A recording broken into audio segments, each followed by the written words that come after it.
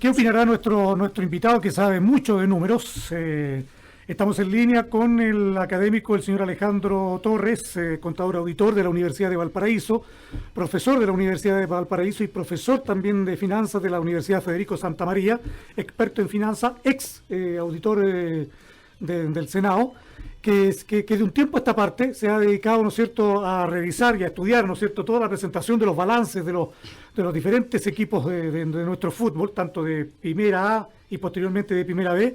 Y ya en alguna oportunidad conversamos con él, nos dio un vistazo general, ¿no es cierto?, de cómo se encontraba el fútbol a través de una fórmula, ¿no es cierto?, que se aplica, ¿no es cierto?, y se determina si los equipos están saludablemente bien financieramente, o están regular, o definitivamente están en una posición que a lo mejor los puede llevar a una quiebra.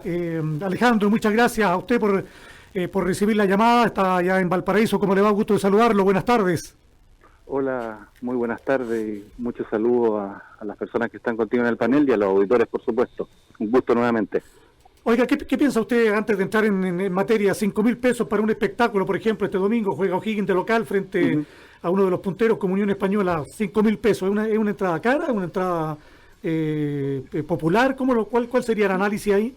Mira, en general también está estudiado en lo que hemos estado haciendo en el último tiempo, porque creo que está en un promedio de lo que hoy día cobra para una entrada popular lo que es el fútbol chileno en general.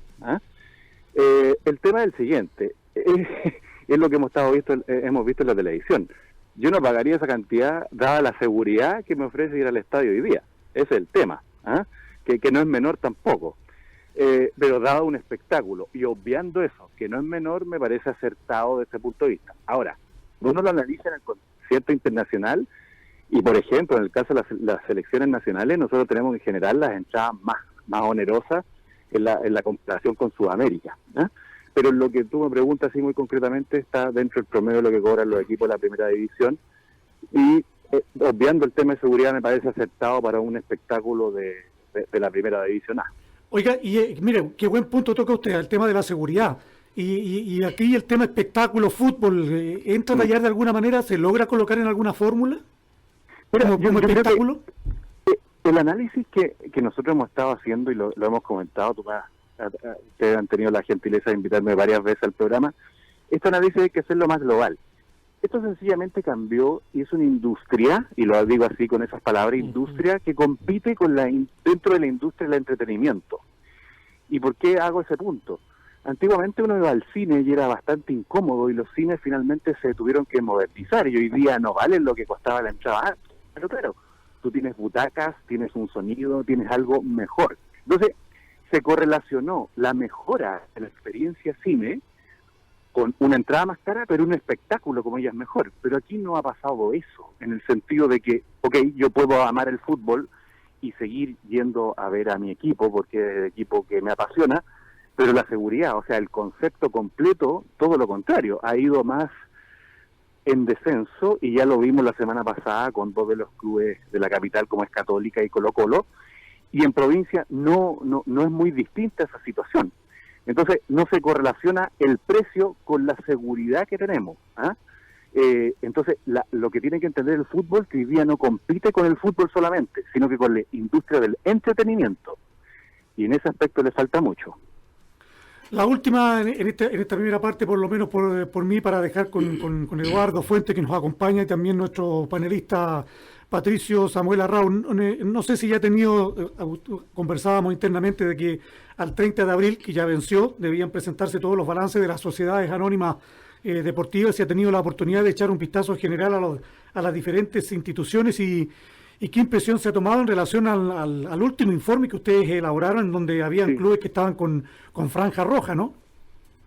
Sí, efectivamente el sábado pasado, y muchos también informaron el mismo sábado, hasta el último día 30, los reportes financieros, otros lamentablemente no, pero en general los clubes cumplieron con la fecha establecida.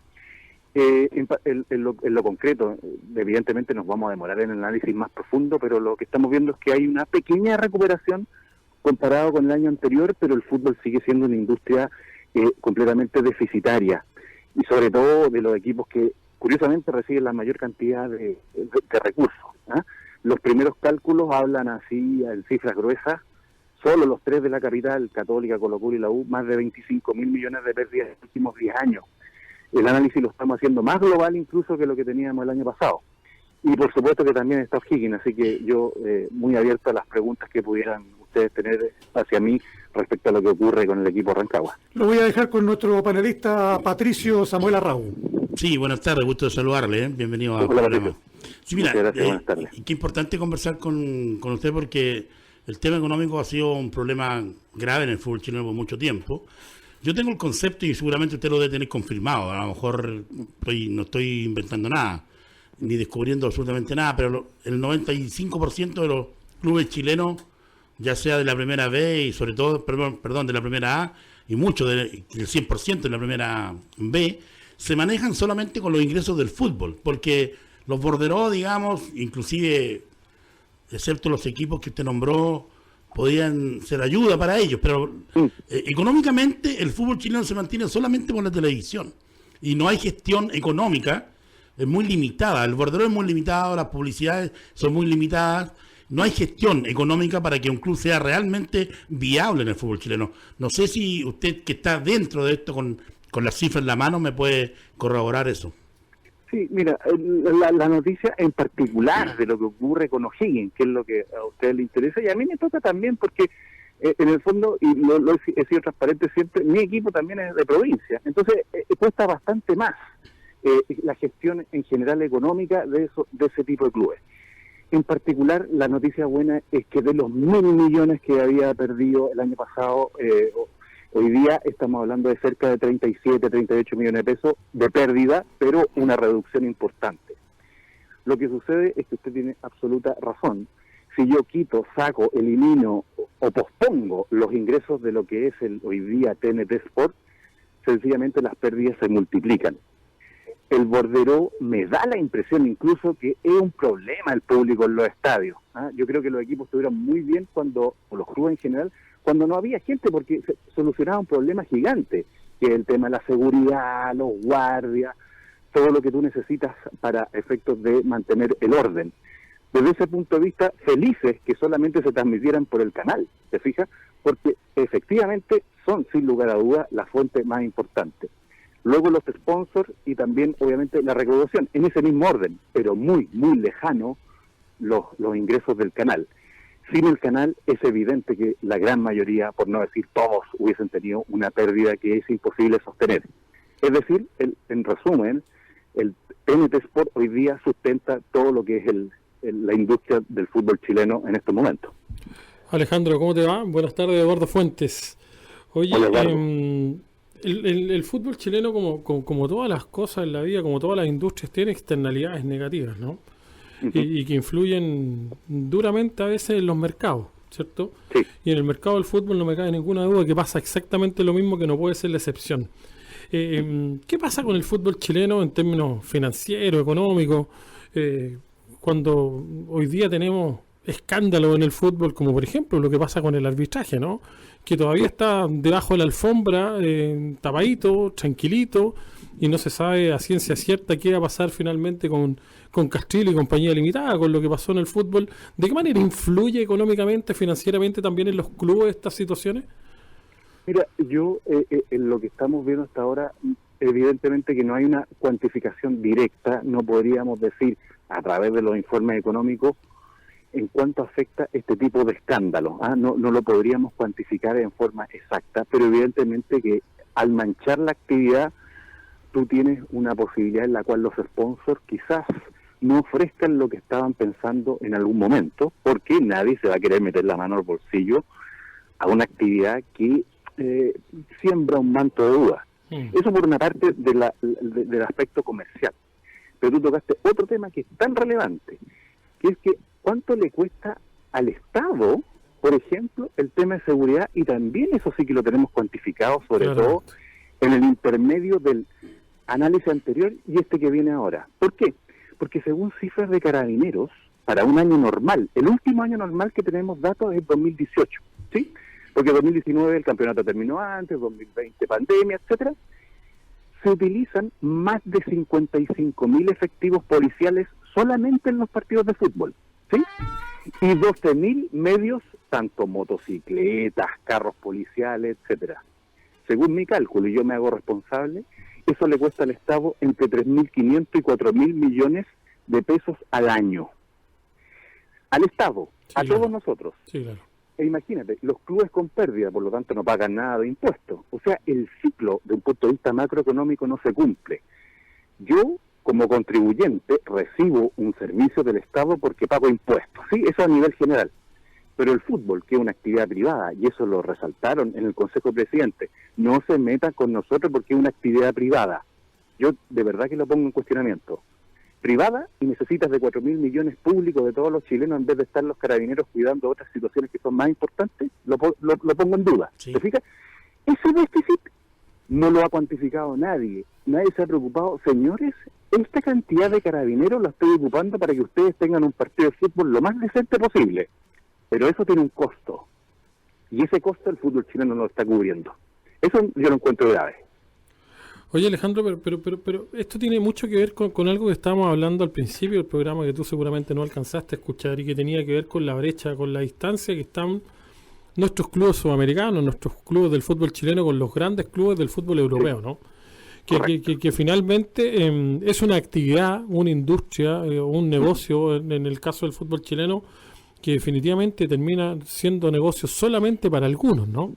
No es, o sea, si a la hora de financiar, si le dijéramos al señor fútbol, sabe que usted no le va a entregar ni un recurso, nada de seguridad, usted tiene que financiar todo lo referente a la actividad, definitivamente estaríamos quebrados hasta las masas. Por ende, hay una diferencia abismante con lo que en términos de también de lo que termina siendo la gestión de los clubes con el fútbol europeo, ¿no? Sí, completamente de acuerdo. Y lo hemos planteado, incluso en el programa de ustedes, en un tema de profesionalización. Yo no tengo idea, no he sido nunca entrenador, pero yo no me metería en una decisión técnica, pero al mismo tiempo que no se metan en lo que es gestión económica, porque se supone que yo soy el especialista. Esa sería mi respuesta bien categórica. Requiere de profesionalización del punto de vista de la gestión, hay que saber de marketing, de recursos humanos, de finanzas, de estrategia, etcétera. Eso por una parte. Y por otro lado, en Chile se defienden que todas las industrias del fútbol son deficitarias. Tengo una mala noticia.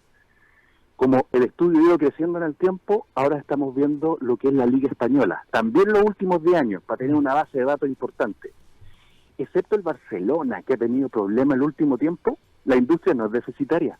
Los clubes españoles en los últimos 10 años, no te voy a decir la cifra, porque evidentemente son incomparables. La industria no es deficitaria. Todo lo contrario, a los clubes les va bien en España. Entonces, que no me estén con el argumento de que todo el fútbol es deficitario. Ahora Es tenemos deficitario cuando tú lo un administras mal. elemento, tenemos un factor Bordeaux que efectivamente en Europa funciona, definitivamente funciona, o sea, todos los estadios llenos, por ejemplo, ¿no? Por ejemplo, pero volvemos a la pregunta inicial, ¿por qué van al estadio? Porque se sienten seguros. Sí, y porque Si tú tienen vas un con buen una camiseta del espectáculo. equipo contrario, no te va a pasar nada. Mm. ¿Ah? Entonces, evidentemente que si yo tengo una localidad en la cual voy a estar al otro lado de la barra rival, yo no voy a ir. Pero en España no pasa absolutamente nada. Pueden pasar ciertas cosas pequeñas, pero voy seguro, y obviamente llenan el estadio. Y lo vemos por la televisión todos los domingos.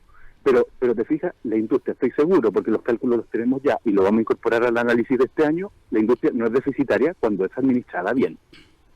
Alejandro, quería llevarte un tema nuevo que tocamos en la transmisión de partido el otro día con Eduardo, con respecto a las apuestas en el fútbol. Sí. Un tema que seguro es un tema muy relevante que hoy día son apuestas, digamos, transparentes, son legales, están ahí. Sí. Eso me imagino que tú, con la experiencia o tu holding, no sé, lo han estudiado, lo han visto, lo han analizado, porque es algo que está ahí y que puede ser peligroso a futuro.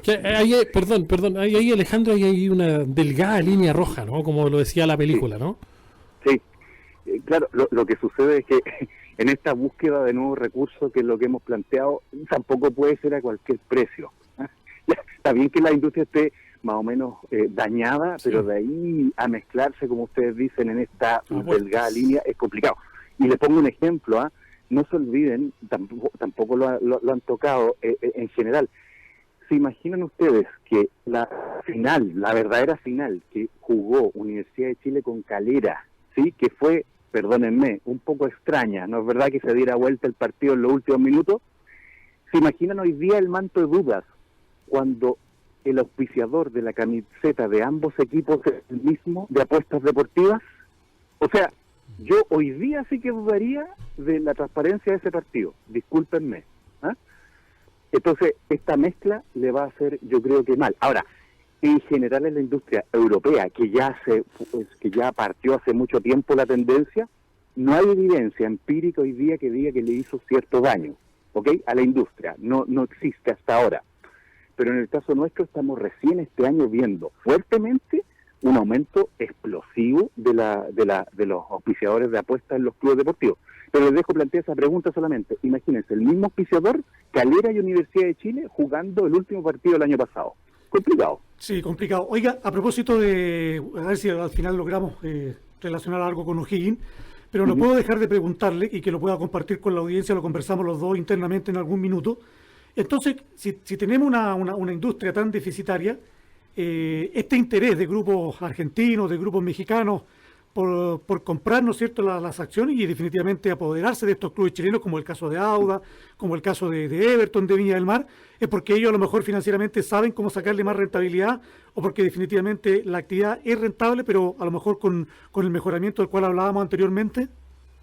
Mira, en general, y sin entrar en detalle lo que es la valorización en general, porque entramos en una materia financiera más profunda, que no viene al caso ni en el programa ni en este momento, cuando tú te compras a alguna empresa hoy día, lo que tú te estás comprando son los flujos posibles que puedes recibir en el futuro, ¿sí? Eso es lo que habla la teoría del valor hoy día. Pero cuando uno aterriza los números de O'Higgins, ve que su patrimonio, por ejemplo, es algo así, a grandes rasgos casi de $2 millones, ¿ok? Pero se lo quieren comprar en 15 y uno se pregunta, bueno, ¿qué es lo que hay detrás? Eso es más o menos lo que trascendió, ¿no es verdad? $15 millones por un club que patrimonialmente vale 2.000. Sí, pues, es que lo interesante son los ingresos de O'Higgins, dado el canal de televisión, volvemos a lo mismo. Genera algo así, solo en ingresos, casi $6 millones, de los cuales una proporción importante son el canal. Entonces, lo que quiere el inversionista en este caso es adquirir ese derecho que sí puede ser rentable para él. Por ahí podría ir la razón económica de comprar un equipo que tiene constantemente pérdidas en los últimos 10 años. Fíjate que O'Higgins, de los últimos 10 años, 6 ha tenido pérdidas, 6 de 10. Y el año que le fue mejor fue cuando precisamente se vende el canal y O'Higgins recibe una buena cantidad por la venta de esa licencia. Por lo tanto, por gestión económica, los años no son buenos en general en los últimos 10, ¿te fijas? Esa es la razón financiera que podría estar detrás de los inversionistas. Ahora, con esa disminución de esa deuda de O'Higgins, ¿O'Higgins hoy día es un equipo saludable? ¿Está bien O'Higgins desde el punto de vista financiero? Mira, para ser honesto y en la respuesta técnica, mejoró muchísimo de lo que era el año anterior, 2020, ¿no es verdad? Porque estos estados financieros son del 2021. Pero aún no podemos decir que es un equipo o un club que esté sólido desde el punto de vista financiero. Mejoró, pero requiere, así como tú caes en una insolvencia en el tiempo, necesitamos seguir teniendo resultados positivos para que yo pueda decir, ok, ha mejorado y esta tendencia se podría mantener. ¿Te fijas? No es de un año hacia otro, pero los resultados, sin lugar a duda, que este año son mejores que el anterior. Pero sigue estando en deuda este tema de la inversión en general, por ejemplo, en jugadores, etcétera, porque ahí podría haber una fuente importante, que tú me digas, yo voy a comprar un jugador y lo voy a vender mucho más caro. Perfecto. Pero esa inversión tampoco se visualiza. Estaba pensando justamente, mientras tú hablabas, hasta que tocaste el tema, estaba pensando en el tema de la inversión. Y me da la sensación de que finalmente termina siendo hasta poco atractivo para los inversionistas tener a un O'Higgins que hoy día efectivamente da la sensación de que está más en venta que en términos de futuro para poder invertir nuevamente o recapitalizar los lucas que han obtenido a través de los distintos negocios del club, ¿no, Alejandro? Sí, y lo que hemos visto en clubes que podríamos ser comparables, puesto que los tres grandes Santiago, al repartirse la torta mayormente, hay que analizarlos de una manera distinta. Pero te pongo el ejemplo de Calera.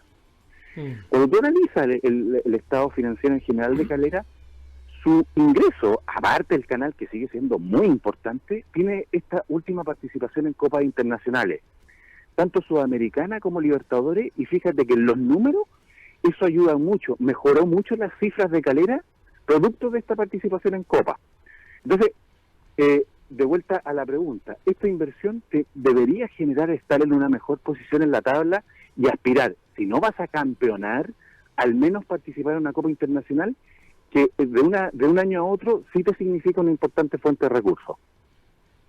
Sí, Alejandro, claro que sí, te encuentro toda la razón, y eso ha sido una mala gestión deportiva, obviamente, de la Comisión de Fútbol, en la elección, digamos, y la conformación del plantel y los cuerpos técnicos. Te quería consultar, tú dijiste algo muy relevante que quedó ahí, pero que yo me quiero colgar de eso al tiro. Analizaste y dijiste que el patrimonio de O'Higgins eran 2 millones de dólares aproximados.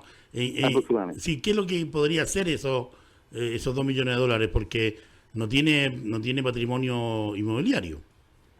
No, mira, lo que sucede es que tiene un total de inversiones que tampoco es despreciable, bordea casi los 5 millones de dólares, 4 millones y medio, calculo así a grandes rasgos, pero evidentemente que hay una deuda, sí, que está controlada, no digo que esté endeudado, y da ese patrimonio. En ese patrimonio, ¿qué sumas tú? Hay, si bien es cierto, y por lo que trascendió también en la venta del club, lo que es el Monasterio Celeste, no está incluido porque va por otro camino, pero sí tiene otro tipo de inversiones en infraestructura que son interesantes.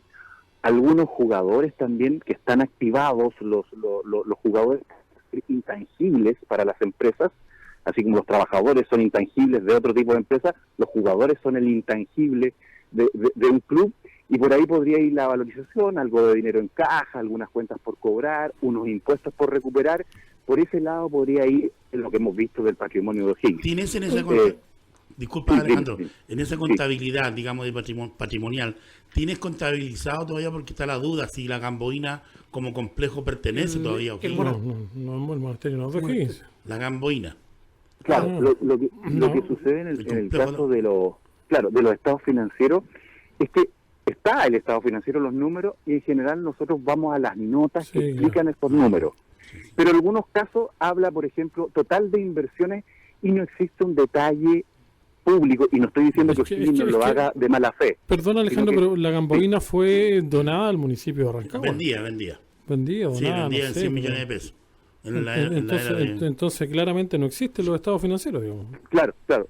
Esa era la explicación que le iba a dar. En general, por ejemplo, en el caso de las inversiones, el rubro así exacto se llama propiedad, planta y equipo.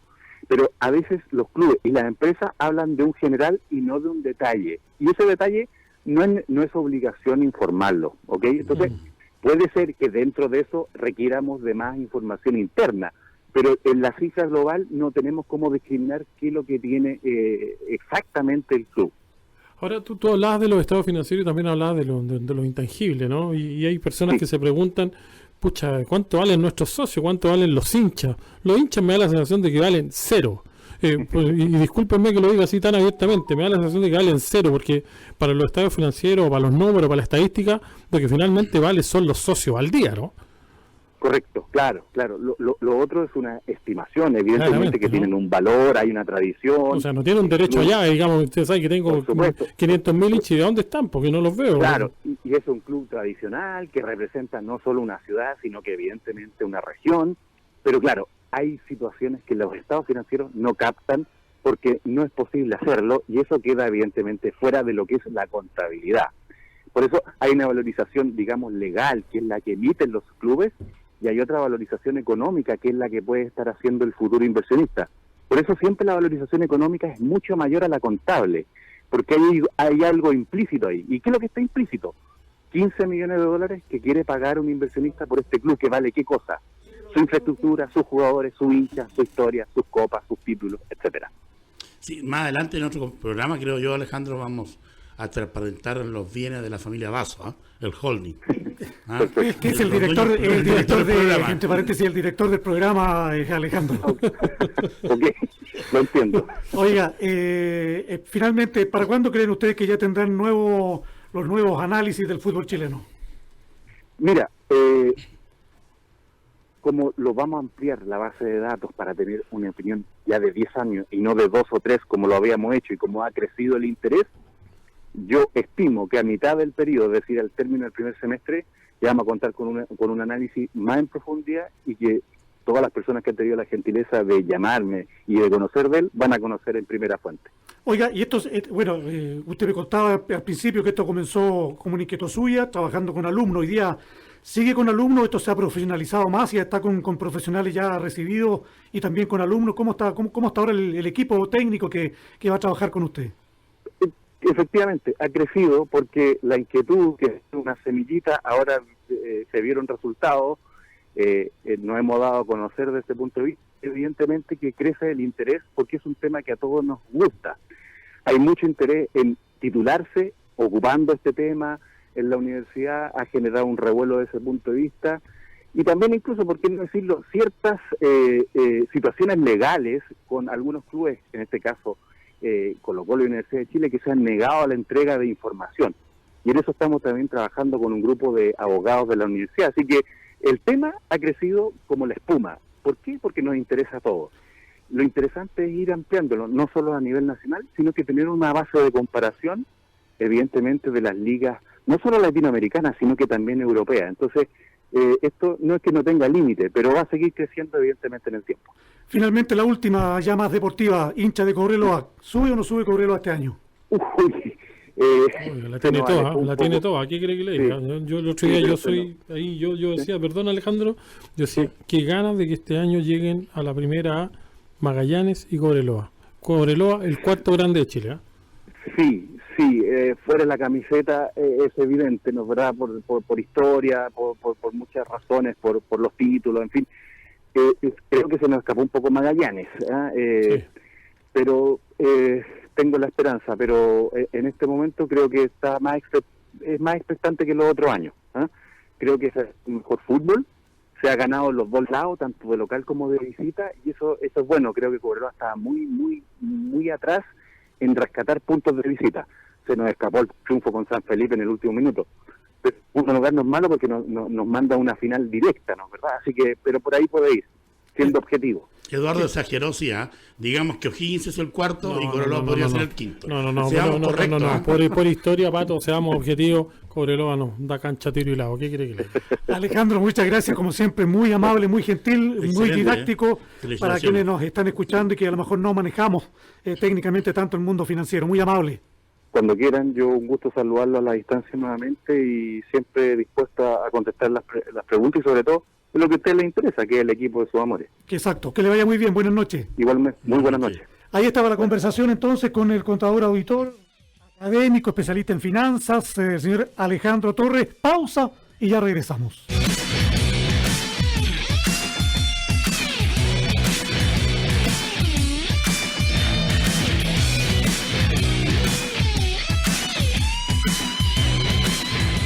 Voz Deportiva.